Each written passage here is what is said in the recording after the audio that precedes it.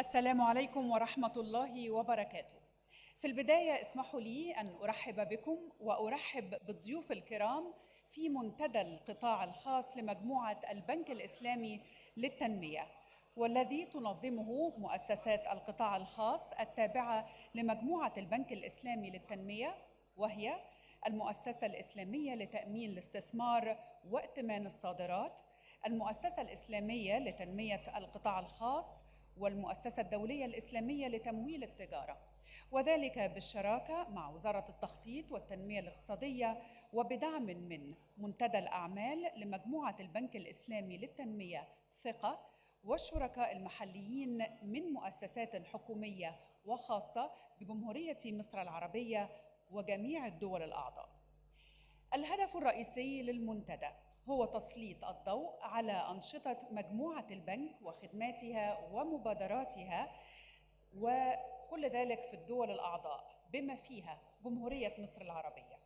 سيستعرض المنتدى الفرص والتحديات التي تواجه قطاع الأعمال بمختلف أنواعها، وذلك في الدول الأعضاء مع عرض لأدوات التمويل المتاحة مثل خطوط التمويل وتمويل وتنمية التجارة وائتمان الصادرات والاستثمار، كل ذلك على سبيل المثال لا الحصر.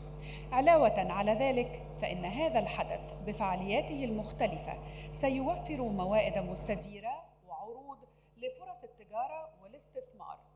هذا وسيتضمن برنامج المنتدى لقاءات ثنائية على هامش هذه الفعالية بهدف التواصل وعقد الشراكات وإقامة علاقات تجارية وتبادل الخبرات وعرض لقصص النجاح. نتقدم بالشكر والثناء والتقدير للحضور من كبار المسؤولين الحكوميين والرؤساء والمديرين التنفيذيين في شركات القطاع الخاص المحلية والإقليمية والدولية، وأيضاً المستثمرين ورجال الأعمال وغرف التجارة والصناعة وهيئات تشجيع التجارة والاستثمار، وأيضاً المؤسسات المالية التنموية الإقليمية والدولية. يسرنا أيضاً أن يشاركنا اليوم كبار رجال الأعمال من جميع أنحاء العالم، ويسعدنا مشاركة الكثير من المتحدثين والذين هم على دراية واسعة بالقطاع الخاص والتنمية الاقتصادية، ونتمنى لكل الحضور الاستفادة من هذه الندوات القيمة. والآن السيدات والسادة، اسمحوا لي أن أدعو معالي الدكتور محمد سليمان الجاسر رئيس مجموعة البنك الإسلامي للتنمية في كلمة ترحيبية بالحضور، فليتفضل.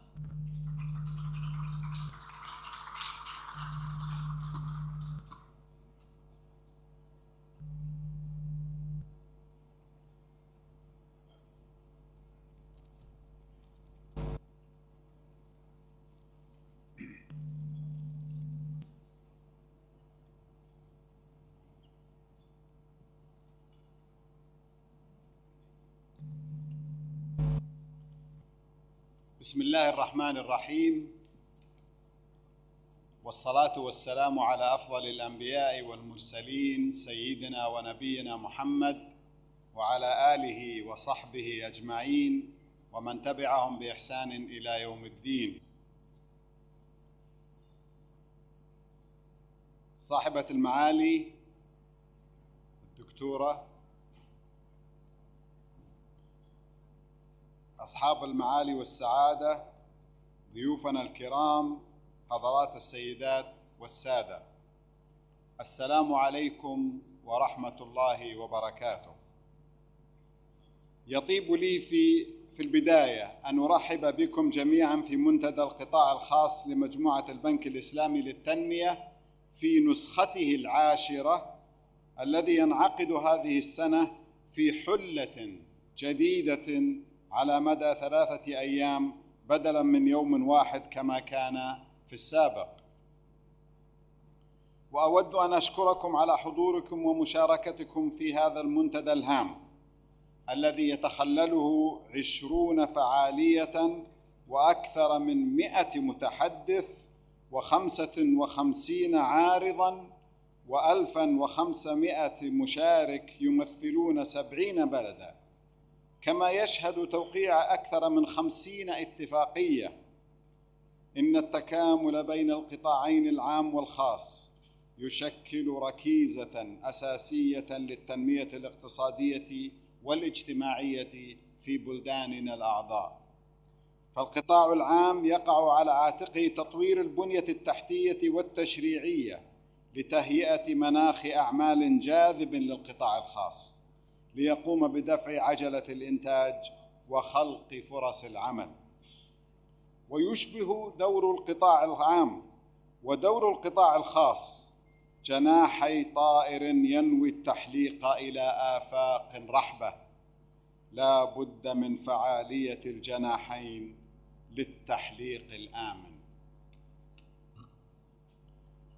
لذا يهدف هذا المنتدى إلى تسليط الضوء على أنشطة مجموعة البنك الإسلامي للتنمية وخدماتها ومبادراتها لفائدة البلدان الأعضاء في مجالات الاستثمار والتجارة، وكذلك عرض التجارب الناجحة للبلدان الأعضاء والفرص الاستثمارية المتاحة فيها.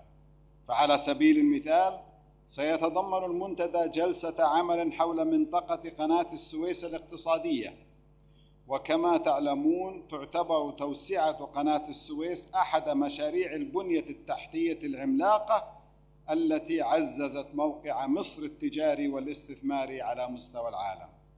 وهنالك أيضاً جلسة مخصصة لعرض مشاريع الشراكة بين القطاعين العام والخاص في كل من مصر وبنغلاديش والأردن وإندونيسيا وباكستان.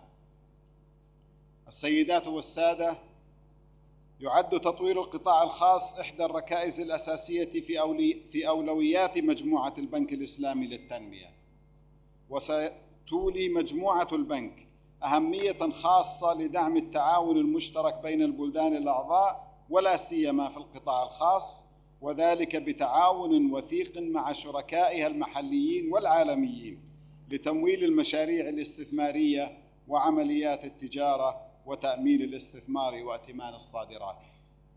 واسمحوا لي هنا أن أشير إلى بعض الإنجازات الهامة التي حققتها المؤسسات المعنية بالقطاع الخاص في مجموعة البنك في نشاطاتها التجارية والإنمائية في البلدان الأعضاء.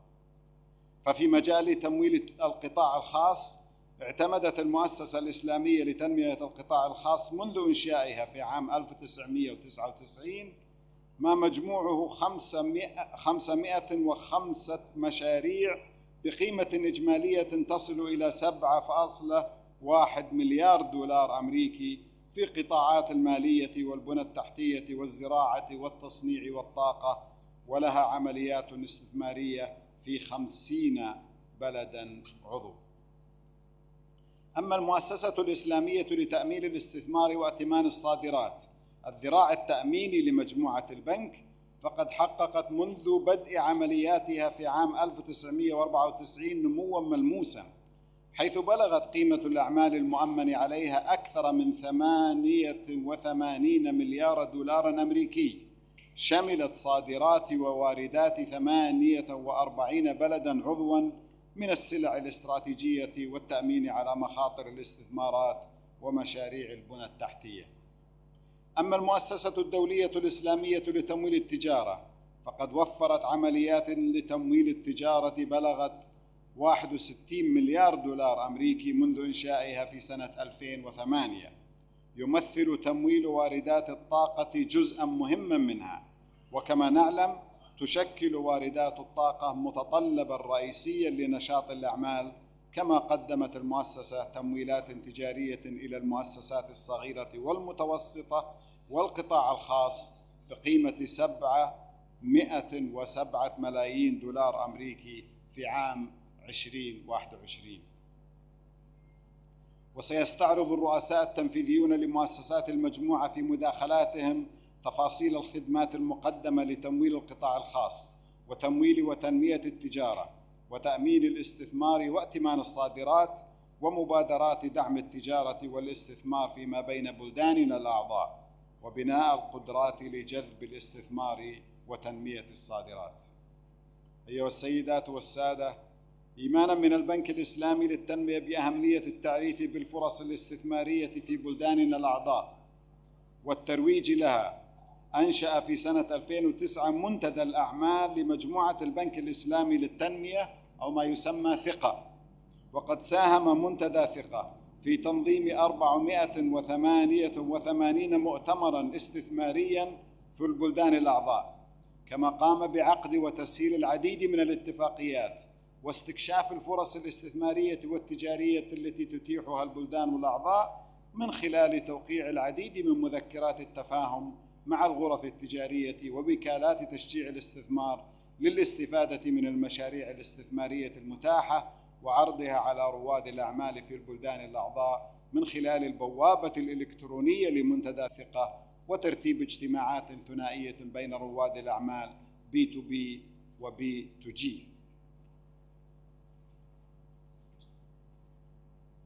معالي الدكتورة هالة، السيدات والسادة، ختاماً أود أن أؤكد لكم أن مجموعة البنك الإسلامي للتنمية تتطلع إلى أن يخلص هذا المنتدى إلى توصيات ترقى إلى حجم التحديات والتوقعات.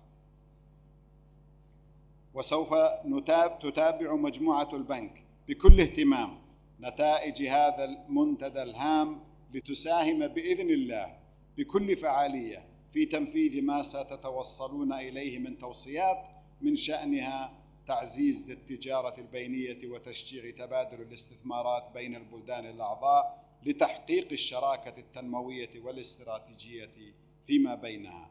أعانكم الله ووفقكم لما فيه خير بلداننا الأعضاء وتقدمها وازدهارها، والسلام عليكم ورحمة الله وبركاته.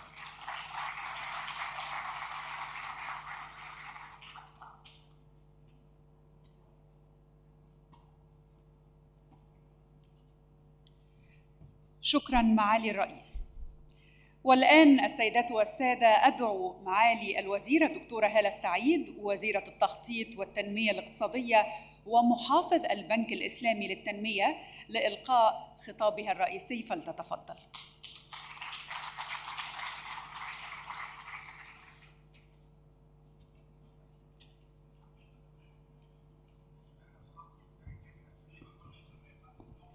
بسم الله الرحمن الرحيم.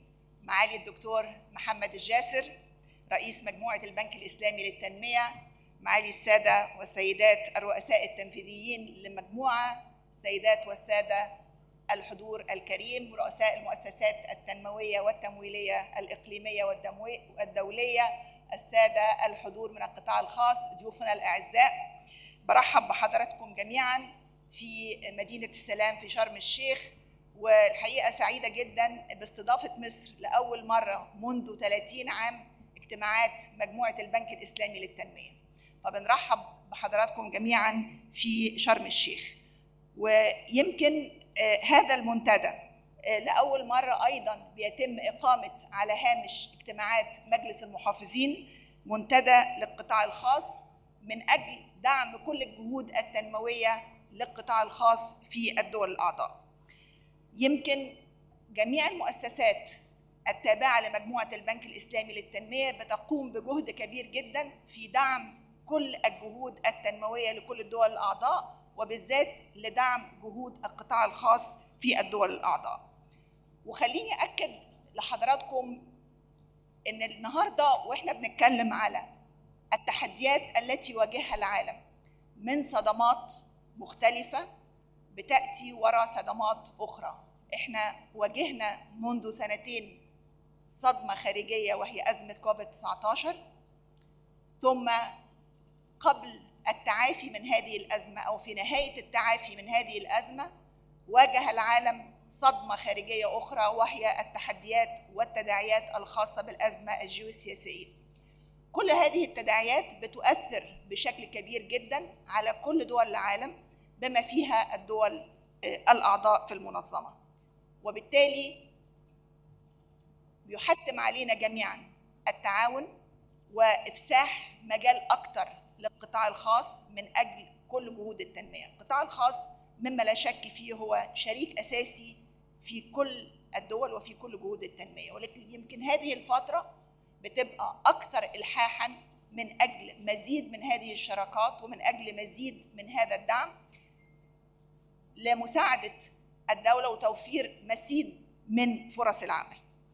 ويمكن لما بنتكلم النهاردة على دولة زي مصر، أحب أشارك مع حضراتكم الجهود التي تقوم بها الدولة المصرية لمزيد من إشراك القطاع الخاص في عملية التنمية. يمكن مصر قامت منذ 2016 بمرحلة إصلاح اقتصادي.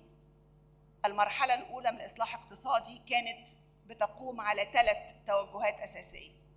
التوجه الأول هو الإصلاح المالي، التوجه الثاني هو الإصلاح النقدي، والمحور الثالث هو تهيئة البنية الأساسية من أجل مزيد من جذب القطاع الخاص. مصر استثمرت في ال5-6 سنوات الماضية ما يقرب من 6 تريليون جنيه استثمارات في البنية التحتية، مما لا شك فيه أن الاستثمارات اللي تمت في البنية التحتية كان هدفها توفير جودة حياة للمواطن المصري، ده أكيد. ولكن السبب الثاني وهو الأساسي وهو أن ما فيش قطاع خاص، سواء قطاع خاص محلي أو قطاع خاص أجنبي، هيأتي إلى دولة فيها بنية تحتية غير مهيئة لهذا القطاع الخاص، من شبكة طرق، من مواني، من كهرباء. كنا يمكن بنعاني في 2014 من انقطاع الكهرباء لعدد من الساعات. انقطاع الكهرباء ده كان يؤثر علينا في المنازل، يؤثر على المصانع، يؤثر على المستشفيات. وبالتالي أي قطاع خاص النهاردة سواء محلي أو أجنبي مش هيجي إلى دولة إلا لديها بنية تحتية مهيئة لجذب هذا القطاع الخاص. وبالتالي ده كان من ضمن المحاور الأساسية في خطة الإصلاح الهيكلي، في خطة الإصلاح الأولى اللي هي بدأت في 2016. المرحلة الثانية مع انتهاء المرحلة الأولى من برنامج الإصلاح الاقتصادي، يمكن الدولة بدأت في المرحلة الثانية من الإصلاح. وخليني برضو أؤكد هنا، عملية الإصلاح هي عملية مستمرة. It's a dynamic process. خطة الإصلاح is a live document، إحنا بنطورها بشكل مستمر، فهو مش خطة إصلاح لأن الدولة بتعاني من مرحلة، إحنا بشكل مستمر بنقوم بعمليات إصلاح بشكل دائم. خطة الإصلاح الهيكلي كان هدفها الحفاظ على مكتسبات المرحلة الأولى من الإصلاح الاقتصادي، ولكن كان لابد من النظر إلى جزء ومكون مهم جدا وهو مكون الاقتصاد الحقيقي.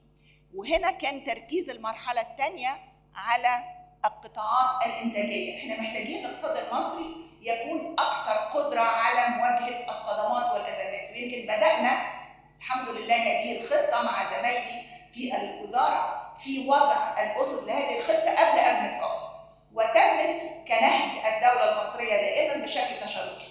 كان هناك مجموعة كبيرة من الحوارات المجتمعية اللي بتتم مع القطاع الخاص والمجتمع المدني بشكل مستمر لمدة 16 شهر حتى خرجت هذه الخطة إلى النور في إبريل 21.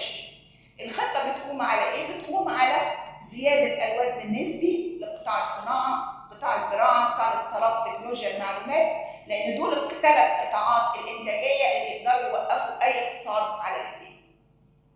الاقتصاد الحقيقي والقطاعات الإنتاجية هي الأساس في الاقتصاديات لمواجهة أي الأزمات.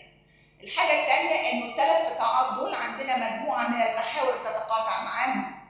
محور مهم هو تهيئة البيئة المواتية للقطاع الخاص، وبالتالي مع كل زملائنا من القطاع الخاص في مصر الحوارات مختلفة إن احنا بنشوف إيه التحديات التي تواجه القطاع الخاص ويتم تسهيل هذه التحديات ووضع خطة عمل من أجل إزالة هذه العقبات، من أجل عملية ميكنة سريعة في الجمارك، في الضرائب، في النهارده وضع حوافز لتوطين صناعات معينة.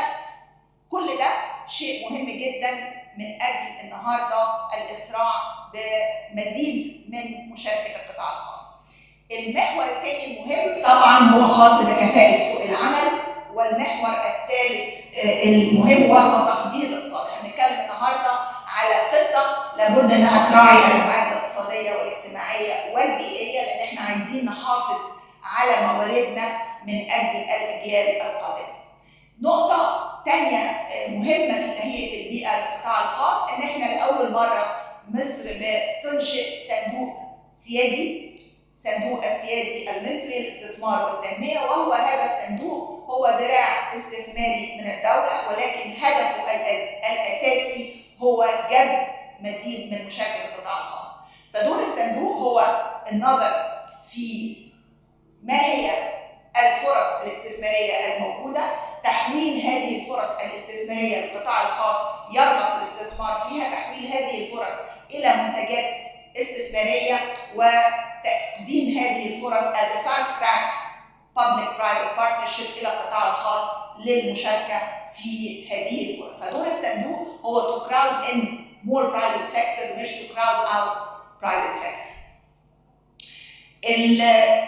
الحاجة الثانية المهمة وهو إعلان الدولة المصرية والسيد رئيس الوزراء في المؤتمر الصحفي منذ أيام قليلة، منذ أسبوعين تقريبا، وأعلن تخارج الدولة من عدد من القطاعات وطرح هذه القطاعات إلى القطاع الخاص، سواء كانت استراتيجيك أو في البورصة المصرية.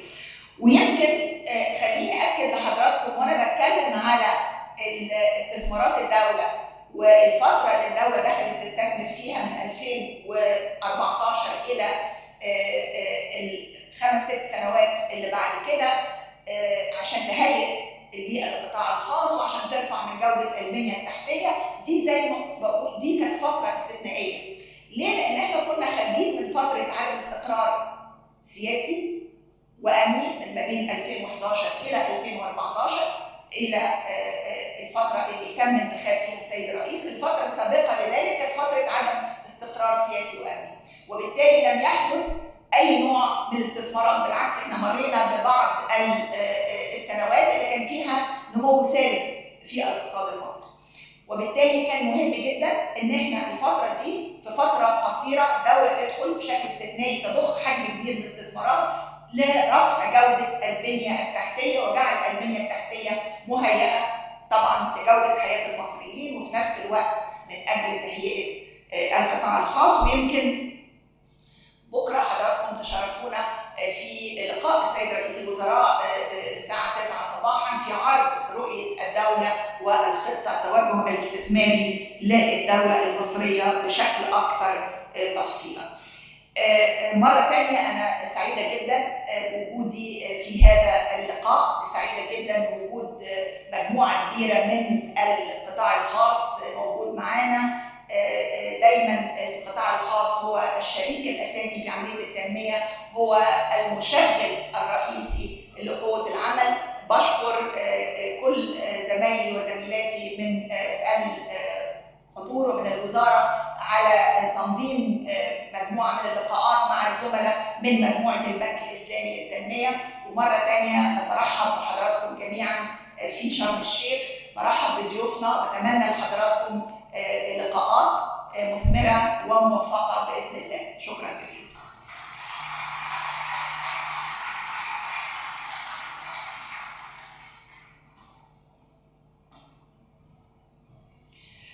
شكرا معالي الوزيرة دكتورة هالة سعيد. Ladies and gentlemen, before we start the first session, we will now watch a short video about the private sector institutions of the Islamic Development Bank Group. Let's follow the video.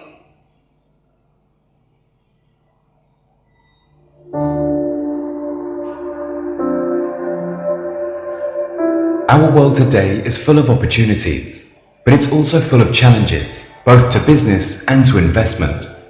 For countries to develop their economies, achieve their sustainable development goals, and create new jobs, they need to have access to finance and be able to mitigate political and commercial risk.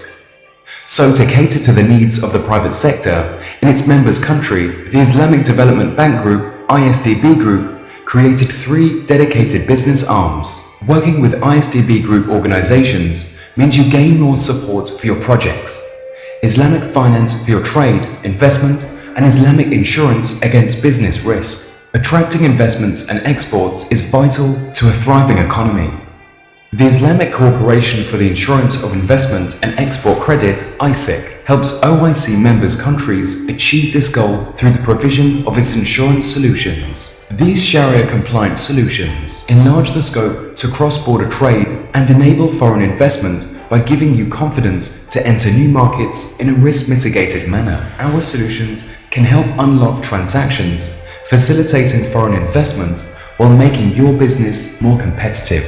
The Islamic Corporation for the Insurance of Investment and Export Credit, ISEC, has a strong track record of dealing and supporting the private sector through its credit enhancements and risk mitigation solutions for financial institutions and companies. The Islamic Corporation for the Development of the Private Sector, ICD, applies fintech and focuses its finance on development projects that aim to create job opportunities, encourage exports, and boost the economic growth of its member countries.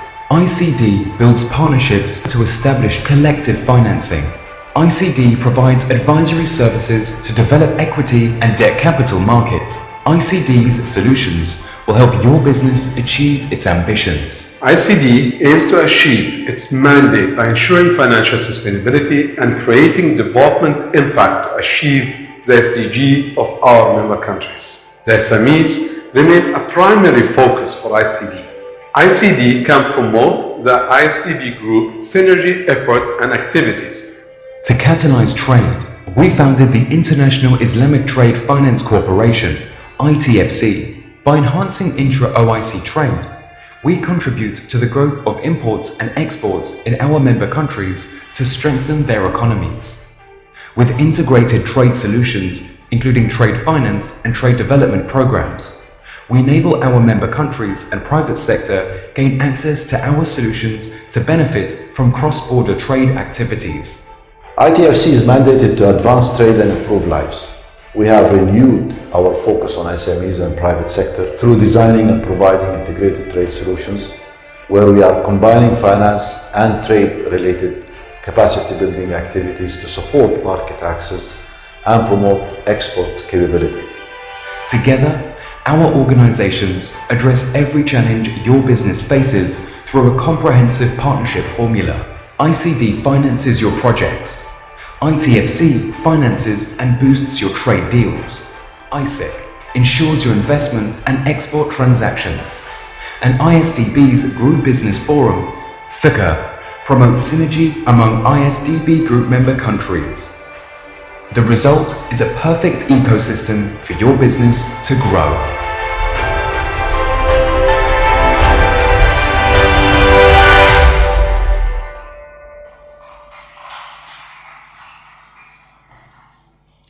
And now we will start our special session focusing on repositioning the development priorities for the private sector, which will be joined by the CEOs of the private sector institutions of the Islamic Development Bank Group and the President and CEO of Sweden Electric.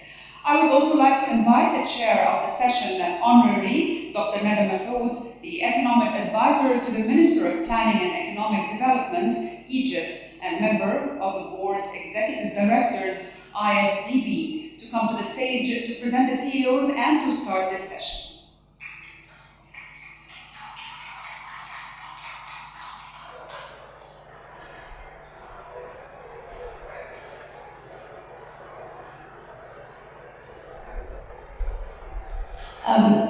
Good morning, everyone, and welcome to Sharm el-Sheikh and to the Private Sector Forum. I will not say much about the importance of the Private Sector Forum and what we're expecting out of it. I think Dr. Hela and Dr. Gasser, they both said it all. So I don't want to waste any time. I just want to ask, please, our esteemed panelists to come to the podium in no special order. Dr. Oussama Qaisi, the CEO of ISEC, Engineer Hani Sombor, CEO of ITFC, Mr. Ayman Sigini, CEO of ISD, and Engineer Ahmed Swedi, President and CEO of Sweden Electric.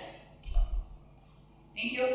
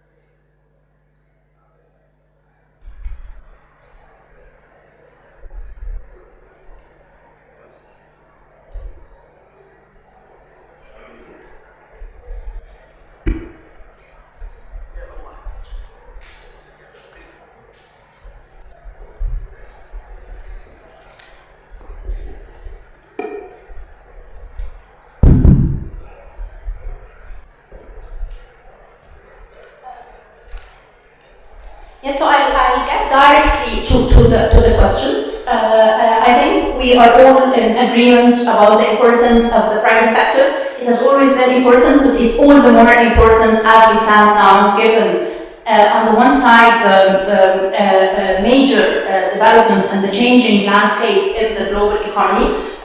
During COVID, post-COVID, and the conflict in the Black Sea, and also in our countries, which are mostly the member countries of the Islamic Development Bank, are actually almost half are least developed countries, and the rest are amongst the developing countries and emerging markets. So the importance of the private sector and its role in being the engine of growth and changing the supply chains is all the more important. But let me start by asking, please, all my panelists, what do you think, just to set the discussion, can you give us an idea where we are now and what is the scope of the issue at hand? Where are we now? Where we stand? We start by Dr. Osama. Bismillahirrahmanirrahim. First of all, we would like to extend our appreciation to the great people of Egypt and the government of Egypt for the great hospitality in the city of peace, something that we are really in grave need these days in order for us to tackle the major issues that we are confronting globally. Honorable Dr. Lada, we cannot sit today and discuss issues pertaining to the global community without talking about the financial crisis that we have all witnessed, the pre-COVID, between the trade war between the US and China that has affected all of us gravely, have affected supply chains, and it has divided the world. Similarly, after that, we have entered the period of COVID, where we have been detached from our communities, from our daily lives. It has as well created a great divide among societies and have created new realities in respect of the digitization, most of all. And while we are looking for exits, and we're working hard as a global community to exit the COVID pandemic, here we are facing another grave challenge that is affecting food security, and this is manifesting itself in the war that is happening in Eastern Europe. These are the issues at hand today. These are the challenges that we are facing as a global community, as Organization of Islamic Cooperation, and this is where we have to start our dialogue between the MDBs, between the governments, and between the private sector. This is why we are here to extend our hand to all of you to discuss issues that are pertinent to the global community and to Egypt. So we are here to discuss these things with you. Thank you. Thank you, Dr. Osama. Engineer Hani, I think we have problems with supply chains, we have new reality, and we are trying to exit the pandemic, and we are faced by new challenges. So.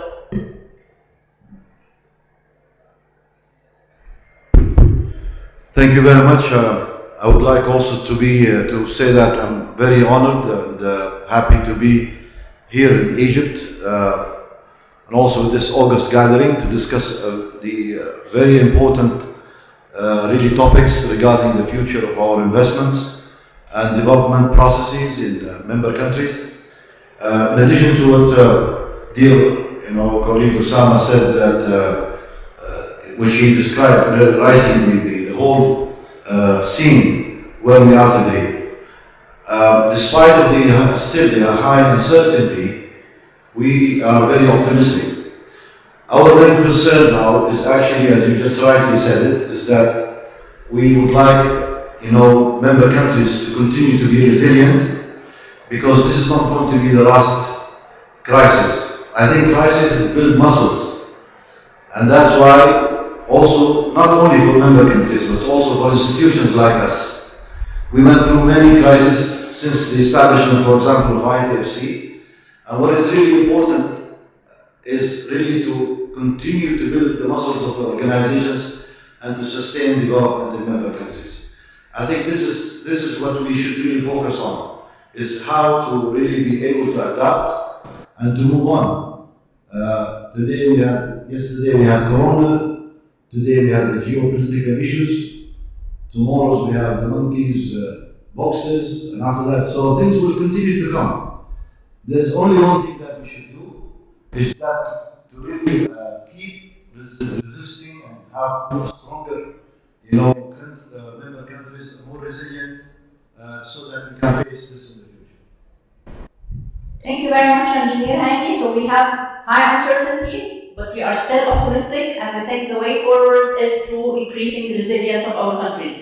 Mr. Ayman, what do you think? Hello. Yeah, basically, ICD is looking at 3 different directions. One way is actually to enhance the private sector interest to go for more digitalization. And second is SDG. And third is making sure that they are more dynamic in the debt capital market and the equity capital market world. So in each one of these, I think we have learned from the pandemic that technology and digitalization has been a great influencer and great source of revenue for lots of institutions. At the same time, it helped to give all the required monetization or monitoring their businesses, making sure that they'll be able to reach out and have inclusion of even clientele base that they didn't have before. SDG is a great influencer on how to ensure the governance of the institutions that are in place, and it depends on how you look at the institution governance. It will become a more sustainable way to have a better future. The third is for debt capital market and equity capital market. It's very important that we get out of actually only the local funding and go out and find out what the world has to give you. And being in the capital market will have higher sources of funding, has more dynamic sources of funding, it has more governance requirement, but it's all good for the sustainability of any SME. Thank you. Thank you very much, Mr. Ayman. So now we've been speaking about the private sector. We will hear from the private sector, from Engineer Ahmed Swedi. Please tell us, what do you think of the scope of the issue at hand? The CEOs have set the stage. Supply chains, we have problems in them, we're facing new reality, we're optimistic, and the way forward is resilience, which should be achieved through digitalization, good governance, and increasing and raising funds through capital markets. What do you think? I just want to say that about also the Islamic Bank. We have been working with the Islamic Bank and Isaac since 2003. We're working since 2003. When first, during 2000, we was almost a local company working in Egypt 100%. On these days, we want to export and to work outside of Egypt. There was no way of financing or even supporting the exports. So the first project we did for 6 factories was the support of the bank in Syria, and this was really great support. So the only bank supporting this, and even some projects in Sudan, which was impossible to be done and financed, they also supported us even in Sudan. And by the way, also we are now in the meantime working in 50 countries worldwide, exporting 110 countries worldwide, 110. The Isaac is supporting us very, very much in the insurance and in the credit. I think if without this support, we could not do even 50% of what we are doing, especially for the exports. Of course, the situation is very tough worldwide, and as a private sector, we need support from the governments and even from the banks to grow. Thank you. Thank you very much, Engineer Ahmed. And this takes me to Dr. Osama. You supported H3D Expand. How do you think insurance can help private sector, particularly in relation to SDGs? How can you support private sector to achieve SDGs? How can insurance support private sector, whether export credit or against political risk? What can ISIC do? Thank you, Doctor. I go back to what I have said earlier, that the current conditions that we are living, they have created a new reality. And this new reality has created, new priorities for the governments where we are operating for the member countries, and similarly to the needs of the private sector.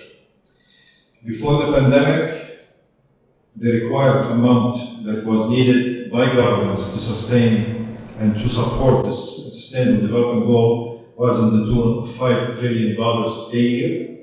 And during these days, we used to have 50% of that amount, which is $2.5 trillion, that was a gap that we have to find and to finance. And this is where the premise comes that Sustainable Development Goals happens only when you create a partnership environment between governments and between the private sector. Similarly, we have to address here the challenges we are facing, and this is statistics coming from the OECD, where they tell you that the last decade, which has happened, that means 10 years, there's a setback because of the COVID and because of the war in Ukraine that are happening there. And this is exacerbating issues of member countries where we are operating in respect of hunger, in respect of poverty, and in respect of the support that we are providing to the private sector. Priorities have changed, priorities have shifted, but we remain resilient to work with member countries, and here specifically I talk about Egypt, where we always partner with them at the group level and at ISEC in order to understand their priority. And when we look at the National Development Plan of Egypt or Vision 2030, SDGs are embedded in it, and they lead you to where 2030 vision of the SDGs should take you. What we have done through the SDGs and to support, and this is to look specifically at one of the most important sectors that Egypt always, during our dialogue, would like us to focus on, is the support of the small and medium enterprises. ISEC has been a great partner to the banking industry, and here I'm talking specifically in supporting the exports and the imports of strategic goods. For example, during the pandemic, we have been partnering with the government of Egypt in support of the Bank al-Ahli, and we have worked with them in respect of having a fund to support the SMEs. Similarly, we have worked with other institutions from the UAE in order to work on a green fund to support green financing as well. Going from there, I have to thank the partnership with Suwedi Electric. They've been great partners for us, and they have helped us understand more of the market, and we understand the importance of our solutions in respect of them to expand outside Egypt and to support their export business specifically. Another important business that is highlighted in the speech of Her Excellency the Minister this morning is to attract foreign direct investment, which is extremely important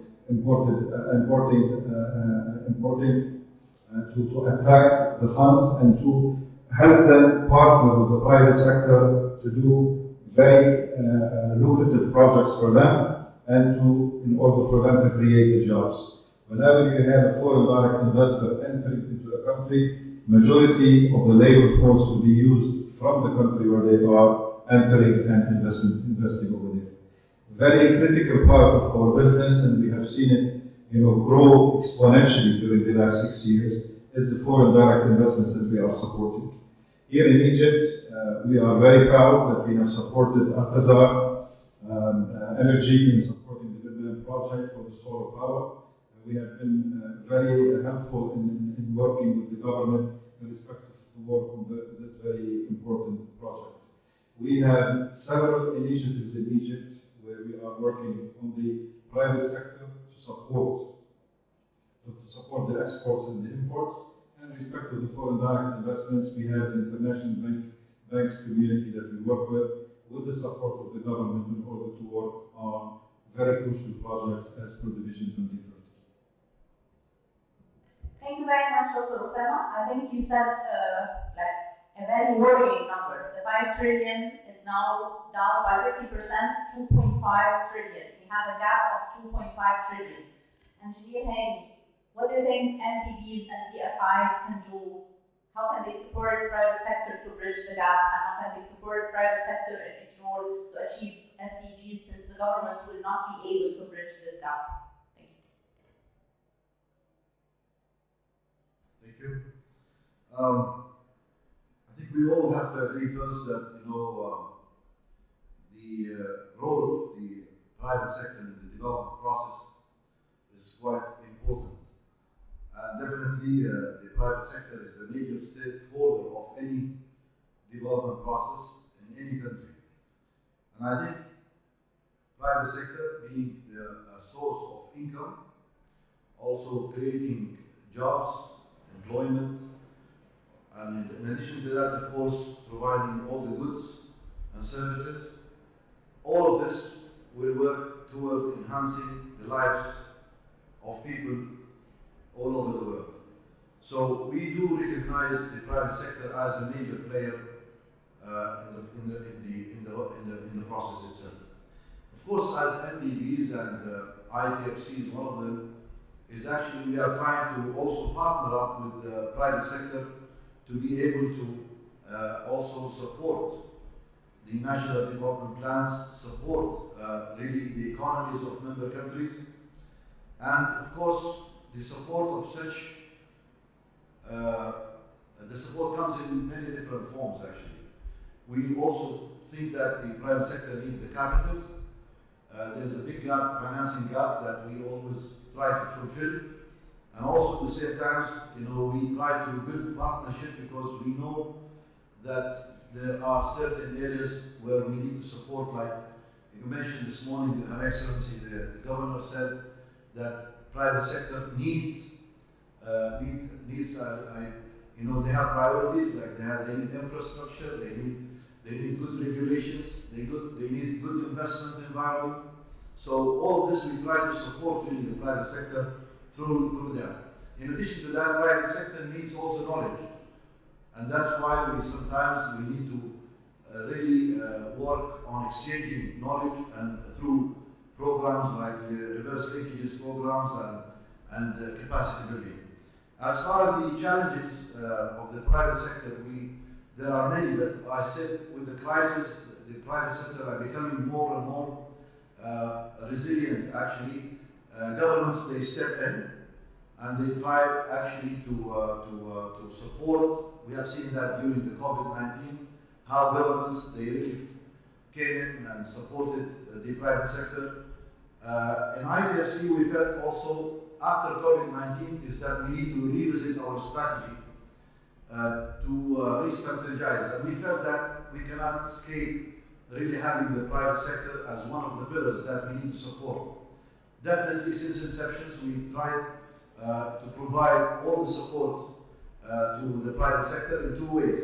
The first one was actually providing line of financing and to national banks and also to commercial banks in member countries so that they can relay them to the private sector. We supported also the private sector through extending, I would say, a number of programs to build their capacities to be able to really be more resilient, as I said this morning, especially the SMEs, which really constitute mostly 80 to 85% of the economic tissue of member countries. We provide programs like ITFC SME Development Program, where we try to help SMEs to really submit bankable projects to the banks. Commercial banks, they don't like to work usually with small institutions. However, definitely when we have such programs, we reduce the decline rate and also build the capacities so that they can also sustain their performance in terms of governance, in terms of knowing how to do business and so on. A number of projects were implemented in Asia, in Africa, to support the SME. During the COVID-19, and after, we felt that also the private sector is going to need more partnership with governments, because now the PPPs became more actually important. So we play the role of a catalyst really to support this area. In 2000 alone, 2021 alone, IDFC has really provided and mobilized more for the private sector than the usual business that we do with the member countries. sovereign. I refer here to the sovereign financing. Overall, by that year, we mobilized 4.5 billion US dollars from the markets for the private sector. And this is, of course, was the highest since the establishment of ITFC. Also in the second phase, where we are focusing on the pandemic recovery or recovery from the pandemic, we felt that our role to support the private sector, we have allocated 700 million US dollars during that phase to support really the trade financing needs of the private sector. We repurposed a lot of work, a lot of funds that were used in member countries to support also the private sector. And of course, this came after what we call the response phase, where countries were in their need and really pressing needs for medical and health equipment and so on. ITFC has supported the private sector also in a combined, products, which is called the integrated solutions that we provide to the private sector. And I say it all the time, financing alone is not going to be enough really to support, especially during crises like the one we go through. You need financing, but also you need to build the capacities.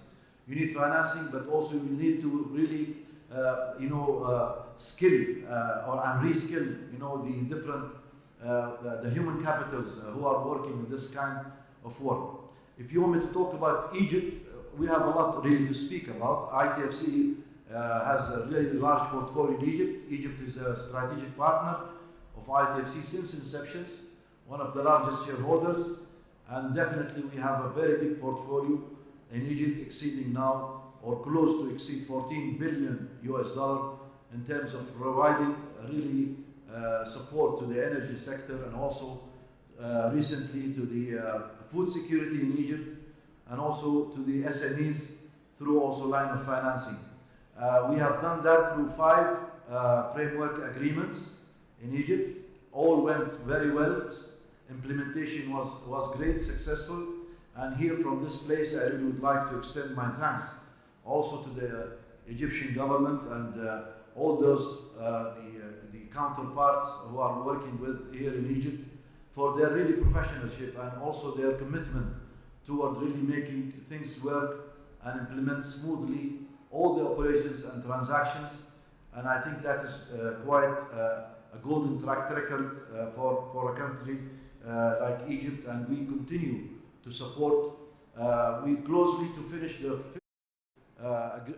framework agreement, which is around 3 billion, and now we are in the coming few days, we'll inshallah hear good news about the new one, and we will continue to support and stress on the need to support really the exporters in Egypt. Now we are about also to have a special academy for the exporters in Egypt, and also have training program, incubators for Egypt, businessmen.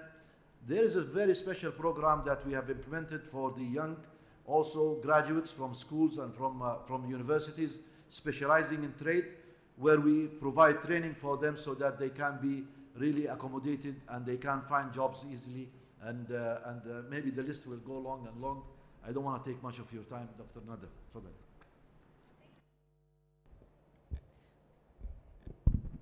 Thank you very much, Engineer Hani. That was really a very insightful intervention. So now you are extending lines of financing through banks. You are extending programs to the private sector to build capacity, and you are increasing partnerships with the government, helping private sector have partnerships with the government. Mr. Ayman, you are the institution that helps develop the private sector. What other opportunities you think the private sector need to build back better? Basically, we in ICD have 5 business lines. The first one is debt capital market and debt, which is a main focus for us to see and find ways to get institutions to focus on SDGs that are related to the projects, and we will be interested then to provide the right capital market instruments or the right funding. PPP, which is public-private partnership, is another source of focus that might be useful for the private sector to enhance their approaches to the businesses that they're looking for. The third business line that we are looking for and have opportunities to explore in is more or less the term finance, which is mainly used for the private sector in their infrastructure projects or long-term opportunities that they're looking for. Another way of also providing the right support for the institutions is through equity investments. And those equity investments might be in way of partnerships, or we could also enhance it to take it to the next level, whereby we could IPO some of the institutions that we invest in. The fifth would be through our 110 financial institutions that are within our member countries. So I'm hoping that within Egypt we do have an opportunity to be a door and window towards Africa, whereby we have 42 financial institutions that could be a great support for the Egyptian businesses and overall for all the communities of businesses within Africa to trade between each other. Now, we believe also it might be very helpful if the governments provide certain incentive plans for investors that invest in SDGs. Another way of doing it also to have a structure and a clear framework for those financial institutions or the private sector to understand if they do business in such a way, they will be actually rewarded. And maybe we provide more training programs that specifically help the businesses overall and maybe have the right people, because usually SMEs or institutions in general are not made from the building or computers. It's all about people. So if we get the people in the right way, and that might take it to the right direction. Last but not least is digitalization, which is a key important factor in any environment right now today, to be local or to be in the region or globally. Thank you.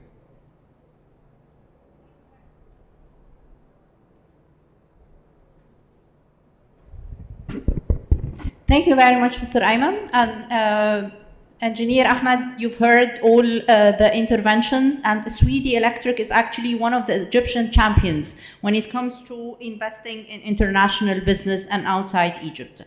As you see the way for your company to grow, and given the modes, we would like to hear about the modes you think you will achieve this growth through, experts, acquisitions. What kind of expansion you see yourself increasing your footprint in overseas market, and what was discussed? Do you think this helps you expand your business, or there are other things you need to ask MDBs and DFIs for? Thank you. Thank you.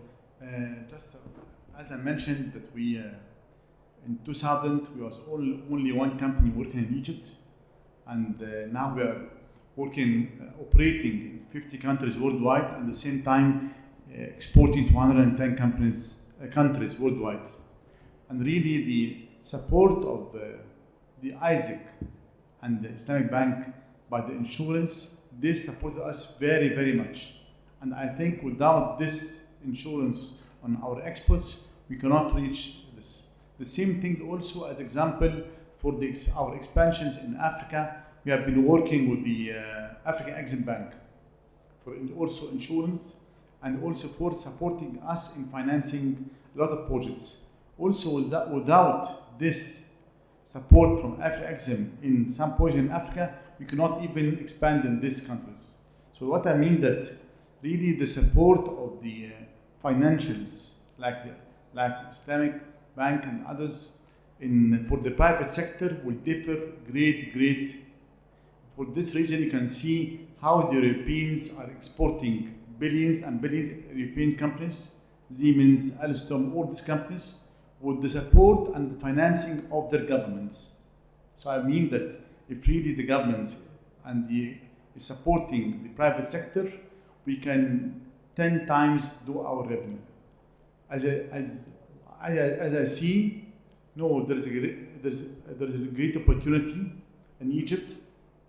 As example, I believe that Egypt, one of the best manufacturing regions in the region, places in the region, for a lot of things, for the labor, for the electricity, for the infrastructure which have been invested the last 5 years, which is extraordinary for how we export to Europe in 2 days, how we export the Gulf region in 2 days. So a really great opportunity for this. At the same time, I believe there's a great opportunity to grow in the renewable business, also to invest in it, and even how to help the Egyptian companies and all the Arab companies to cooperate together. I believe that there is a great opportunity, especially in this time. Thank you. Thank you very much, Engineer Ahmed. So it's clear what you need and how important a role MDBs can play in expanding your business and growing. But let's take a step back and look at something before growing, the food security issues that we have, Dr. Osama. We do have a serious crisis, and when it comes to food security, which is it's the basic need of people, where do you think Isaac can help? What do you think Isaac can do in partnership with the private sector? Thank you. Thank you, Dr. Nada. We started talking about the challenges we are facing globally, and I have to start by saying that the impact of the conflict in Ukraine cannot be overstated. Although the risk is not so far broad-based as much as the COVID, but still it is underpinning many challenges that we are facing. We have here to agree that the fallout from the Ukraine war has exacerbated the negative effects that we have all faced from COVID-19, and specifically for the member states, for the IDB group, because majority of them are least developed member countries, and they have been facing fragility for years and years, be it economic setbacks, be it wars or geopolitical issues. Sovereigns globally that have very close economic and financial ties to Russia, in my opinions, are the ones that are the most at risk from moving forward and overcoming the challenges from this war that is in Ukraine. When we put things in context, and we can see the dependency of the member states of the OIC, Organization of Islamic Cooperation, on the wheat and the maize that comes from Ukraine specifically. 40% of all the grains that is supplied to Africa and to the member countries in the MENA of the OIC come from Ukraine. And this will show you the shortage that is happening in the supply of food. And this is where we are facing the food crises that we are facing today. If you allow me just here, Doctor, to mention here about the OECD, they have mentioned here that the average percentage hike in prices from January 2022 has been staggering: 88% for wheat, 79% for fertilizers, 42% for maize, and 11% for gold. This is in addition to the huge rises that we are facing in crude oil prices globally. So if we combine all of these issues, in addition to what we have suffered for the last couple of years from the COVID negative impact on the economy, where we have seen rising levels of prices in food and in energy, exacerbating the inflation rate globally, we can see the setbacks that are happening in fragile states where they do not have, the right ecosystem in order to support their citizens. And specifically here, we have to talk about rural areas where there is shortage of food supply historically in these member countries. If we look closer to statistics and to cases that we are facing here today, I can mention closer to me in my home country, Lebanon. It is one of the most affected members from the food security issues that is being raised, from the war in Ukraine. I can mention here also Somalia and Mozambique. And here we have to talk in respect of the higher social and political risks that are associated with this challenges that we are facing. when I talk in respect of the political risk insurance as an insurer, where I cover the political risk aspects, we foresee that we might see in some member countries of the OIC and of ISEC and IDB some unrest and civil commotion that might be rising because of the issues that we are facing. So the issue does not only stem from food security, it has implication on the social network of the country, and at the same time of the stability of some regimes in the member countries where we are operating. We talk here closer to where we are today in Egypt, for example. An overall food import bill for Egypt is low compared to the other members that we have in the membership of ISEC, but still destabilizing effect of the war in Ukraine can help destabilize it. And this is where I want to move into what government should be doing, because here in Egypt we have seen a rapid action taken from the government in order for them to secure and to continue, the importation of the basic food necessities for the people of Egypt in order to elevate the inflationary measures and the cost rising in the price of fuel. And we would expect to see at the level of the membership of ISEC similar measures that will be taken by government in order for them to stabilize it amid this global crisis that we are facing.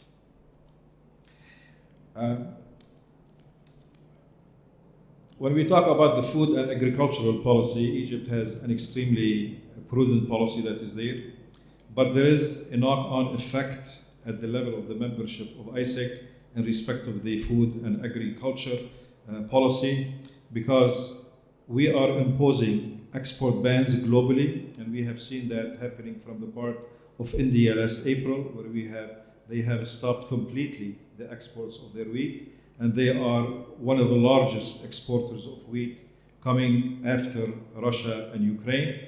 And this is happening because of the drought that is anticipated in India. So it's not just we have the issue of Ukraine and Russia stopping their exportation. We are seeing here that other member countries of the global community, to safeguard the interest and the inflationary measures and the price hike, and to control the knock-on effect on their population, direct negative impact, they are stopping their export, which is going to further exacerbate the issues that we are facing in food security that is here. Food system inequality that we are seeing today is manifesting itself with the shortage of food supply globally and supply chain disruptions. Similarly, we had during COVID, we have inequality in the distribution of the vaccine. All of this is creating disparity across the globe. And it has, in my opinion, a far-reaching impact that is negative on the global community. I come again to ISEC. We believe that the solutions that we have in respect of the trade credit and the political risk insurance can play and has played a very important role in stabilizing matters of security of food in respect of the member countries where we are. ISEC, if we look globally since its establishment close to 30 years ago, we have supported close to $88 billion in investment and in trade transactions. Majority of that was in support of the exports and import of strategic goods, and all of this fall within the strategy of the corporation to move hand by hand with the National Development Plan of the member countries. And it was evident, and it was mentioned by my colleague Engineer Hani here, about the one move that we had as a group in response of the COVID, and similarly now we are moving with all the resources that we have and all the solutions at the level of IDB, ICD, ITFC, and ISEC in order to put this program in support of the member countries. Egypt, we have supported thus far close to 7.5 billion since inception. Majority of it is for exports. And we are working closely and with the direction of the line ministries in order for us to see the current priorities in order to invest. We anticipate as a group and as ISEC to have further cooperation with the Egyptian government. By yesterday, we have inaugurated our office, regional hub that is in Cairo. And this shows a further commitment from the part of the group and the three institutions. And us as ISEC, we have committed for the next 3 years, $3 billion in support of exports and investment project to go forward, and they will all fall within the scope of the food security matters that are there. Very quickly, I have to talk here about a few initiatives because we work in partnership. The same way we have a partnership internally within the group, we cannot work in alienation without the partnerships that we have outside the group. We work in partnership with other MDBs, the likes of MIGA, of the World Bank, where there is a close coordination globally on projects to support member countries that are common. Similarly, we have Afrexim Bank, that they are here in Egypt, and my colleague, I'm sure Engineer Hani, he will talk about the Africa Trade Bridges and the great job that under his leadership that Arab Africa Trade Bridges is doing. We are working on a guarantee program within the Arab Africa Trade Bridges that will help the insurance division or the insurance pillar within the program in order to support member countries overcome these challenges that are there. There are high priorities. These are elevated, heightened because of the issues that we are facing, and we foresee that these issues will continue for the foreseeable future. I'm not, don't want to be pessimistic, but I am not positive about the near future of how things are going to develop. We have to stay positive, but everything around us, it gears us toward being cautious and to move collectively in order for us to deliver. Last sentence I want to finish here. When I finished with partnership, partnership is not just at the level of MDBs. Partnership should happen at the level of the OIC member countries, where collectively we have to work to support the private sector, to create the ecosystem in order for us to deliver what is intended to the individual, to the person that is Muslim within the OIC member countries, and to Egypt, where we are here today. Thank you. Thank you very much, Dr. Osama. Dr. Osama says we have to be cautious. Statistics say we have to be cautious. 40% of our region's grains come from Russia and Ukraine, and not only, but also India will stop exporting too because of the drought. So we have to be cautious. But maybe, yes, we do export 40% of our needs, but again, some of our countries, some of the countries in the region have the capacity and the capability to cover this gap. So how do you think, Engineer Hani, how do you think, what is the specific role ITFC can play in partnership with the private sector to promote intra-regional trade? Thank you. Okay. Thank you very much. I think I'll be Osama, will be a little bit more optimistic, not very pessimistic. I still insist that we, despite of what we are going through, is that it's the time to really be able to be relevant as institutions to member countries with the different crises that we are going to go through. And as I repeat again, we will see things are going to happen, la samahullah, in the future. But we have to live with it. And how we live with it is by really being more resilient. Being more resilient is that we need to always have institutions that can adapt, countries they can absorb these shocks, and try always to continue, because this is part of really our mandate. As I said, ITFC, is not only partnering with the external partners, but also we do partner with internally. We do have a lot of work, the three entities, ICD, ISEC, and ITFC. We have a lot really of synergy that we are very keen to keep enhancing. And we do have a forum that brings the three organizations together, because we want to maximize the impact of our work on member countries. We are a very unique institution. We have trade arms, we have private sector, we have products that is insurance products.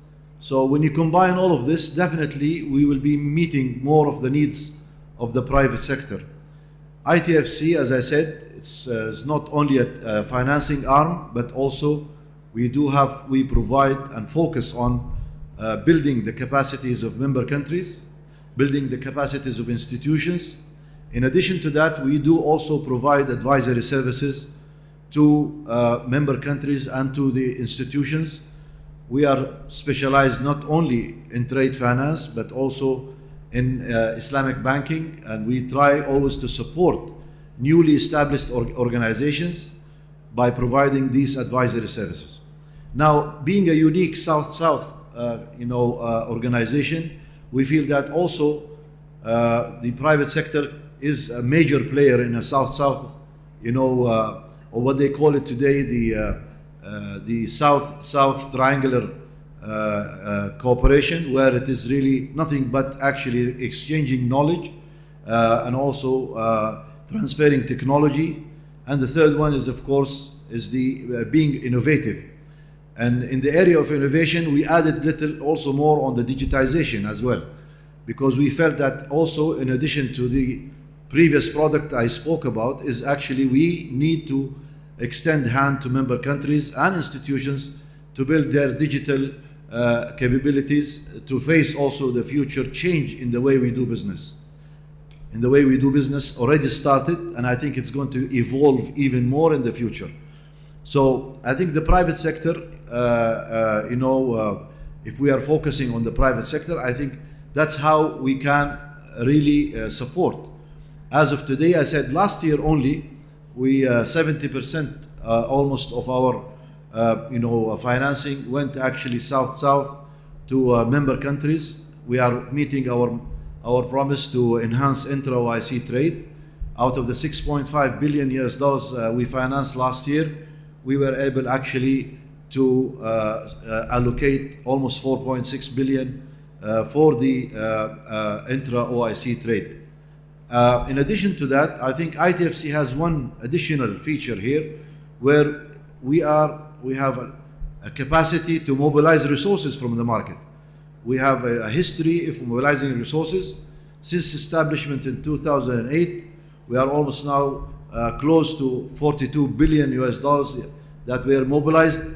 This, of course, is really dedicated not only to the sovereign, but also dedicated to the private sector as well.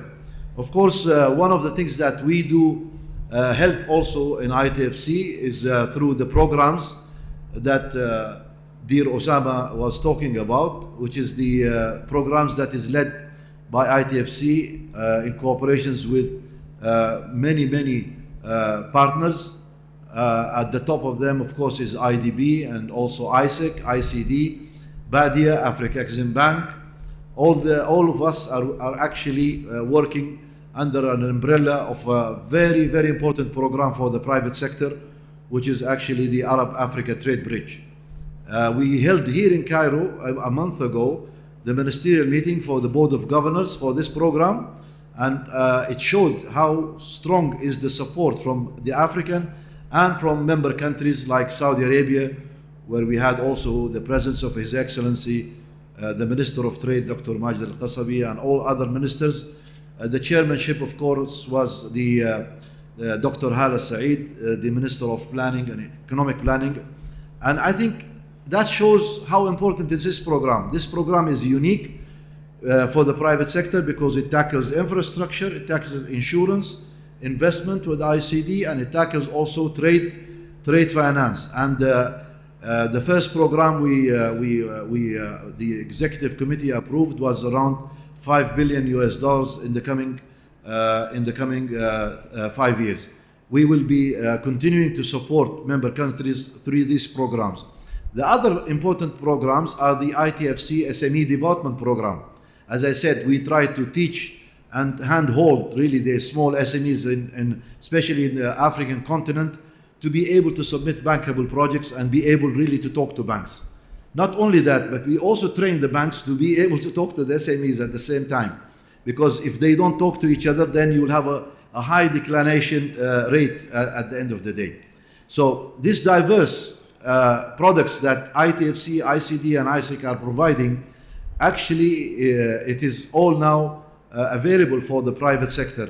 And definitely here in Egypt, I see that we are working very closely now with the exporters, and we are working also with national banks to be able to support the private sector in Egypt. We already started with MESMEDA for the small and medium, in cooperation with the Ministry of Trade.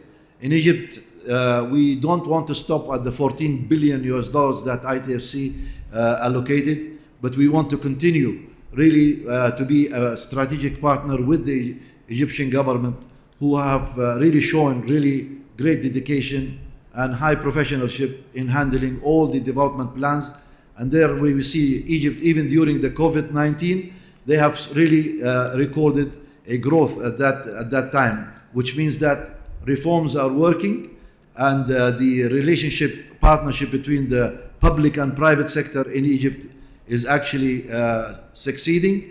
We are, as multi-development institutions, we will have all these products available to support this for the future. So last point, not least, I will speak about it later on, which is actually the Aid for Trade for the Arab states. This is a different program. Yeah. Thank you. Lots of efforts, lots of ideas, lots of initiatives. I know you need a session on your own, very interesting and enriching. Thank you very much. Mr. Ayman, I only have a couple of minutes for you, so please, Engineer Hani explained that it is important, the South and intra-regional trade is very important, yet building the own capacities of the country is as important, or it comes first. So what do you think is the best way to engage the private sector technology in local markets to build on the country's own resources, particularly for Egypt? In a couple of minutes, please. Thank you. Basically, we believe that guaranteeing the innovators an exclusive right to the new product or innovation that they have created is an important aspect, and having more or less the intellectual property right protected will take the institution to a great extent. Now, technology requires a lot of ecosystem around it. You need to have angel investors, you need to have venture capitalists, you need to have off-takers, and then eventually you'd like to have investors that takes it to the private equity level and take it to IPO. So having that whole process in place helps innovation and improves that. Next point will be having the government funding, or ensuring that there are some source of support funding, because innovation takes a lot of resources, and without having such an attraction or a motivator, you'll find that most of the technology experts might not be staying around until they go to places where they find the right sources. Third would be a tax break, and that will help a lot for those tax payers that are in the technology innovation to really be able to enhance their technologies to a greater extent, and not being that worried about how much they require to pay for this. Cooperation between government and publicly owned universities and other innovation centers might take the institution to a great extent and have it move forward. Another thing that we as ICD have done here in Egypt is what we call FinLit, which is a financial literacy program, which we have done here in Egypt, entrepreneurs to prepare them to access finance, which was participated by more than 100 entrepreneurs. And I believe more activities as such that really supports them, puts in the training programs, and really surround them with the right investor base and offtake will take this country to a great extent. Thank you. Perfect. Thank you very much, Mr. Ayman. Engineer Ahmed, in a nutshell, in a couple of minutes, actually, in a tweet, in 140 characters, you tell me what investment opportunities you think Egypt can offer for international investors. Thank you. I believe really what Egypt can offer, this of course, which between Russia and Ukraine, I believe it's a perfect opportunity for Egypt. I hope, of course, they'll be better. I hope things will be finished. But for Egypt, I think there's a lot of investors that have drawn with Russia. The same thing we have in Ukraine. So it's now Egypt is one of the best places to be, the industrial hub in the region, especially with all the circumstances, infrastructure, labor, education, all these things. So I believe we can be really the major investors, especially for manufacturing. And also there's a lot of new now, there people shifting from the normal cars to the electric cars. And this is a complete new investments which we done. Also, I believe Egypt can be one of the main things, especially for the export. You know, in the last year, we made around 9 factories. And most of our factories we are building, we put 50% is for the export. Because now we are exporting around 70% of our production to Europe and the Gulf and Egypt and Africa. So Egypt really is able to compete. We are able to compete with Turkey as manufacturing, with India, with even China, especially after the big problems that happened in the logistic and shipping from China take a lot of time, and if the cost of shipping now became incredible. So you have to be near your customer. Thank you. Thank you very much, Engineer Ahmed. I think we are ending with a positive note, which is a good thing. Now we have room for one question, and please I ask you to introduce yourself, say the question is directed to who, and please be very brief. And then we'll watch a video, a 1-minute video. Questions, please.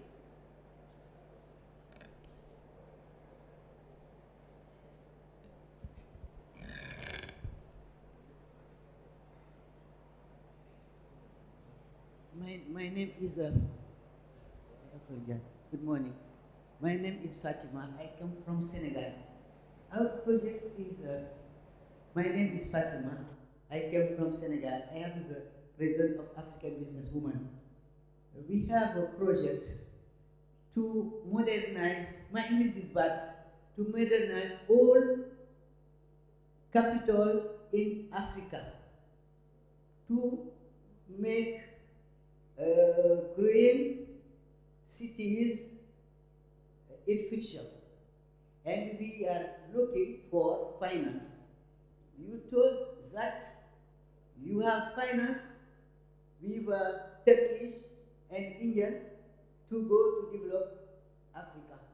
I ask you, what if you are interested of our project to bring finance for us? Thank you very much.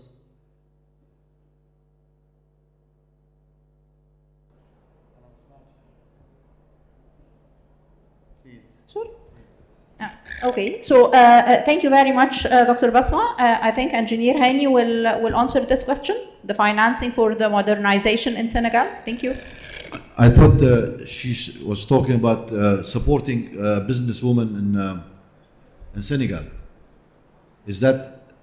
Yeah, I think this is one of the areas also we can work on, is to maybe replicate what we are doing here in Egypt. We have a very important program in Egypt called She Trade, where we are trying really to support businesswomen in Egypt to be able to conquer to new markets and also understand new regulations, and support them finding also ways and means to really promote their products all over. So I think this program in Egypt is one of the most successful programs, and it really tackles, in addition to that, the training for women and also the capacity building, in addition of providing a digital platform for the women, whether in Egypt, of course, but we can do, as I said, replicate this in countries like Senegal. In addition to that, they can also benefit from the SMEs development program if they are smaller corporates, if I understand. But definitely, the women is part of the inclusive strategy that ITFC and maybe also my colleagues here have as a group. Thank you very much, Engineer Hani. I think Mr. Ayman has also something to add here.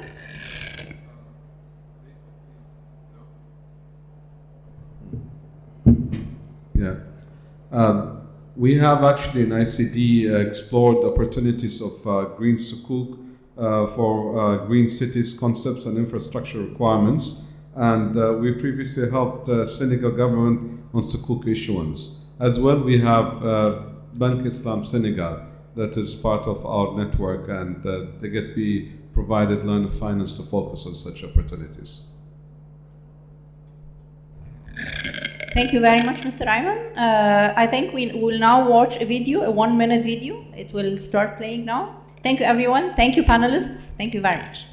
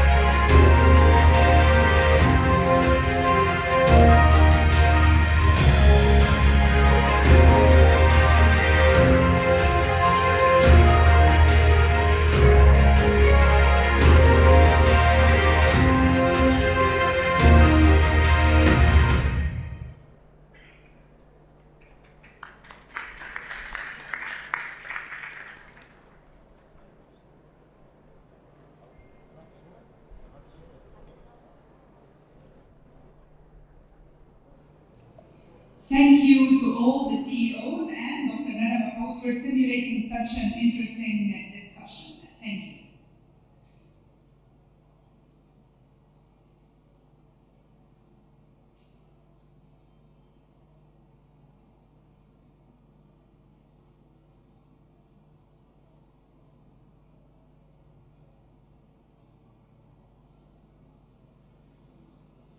We shall now start our next session, which is titled Different Modes of Financing for Private Sector Projects. I would like here to invite Ms. Cornelia Mayer, business consultant, macroeconomist, energy expert, and media commentator to lead this coming session.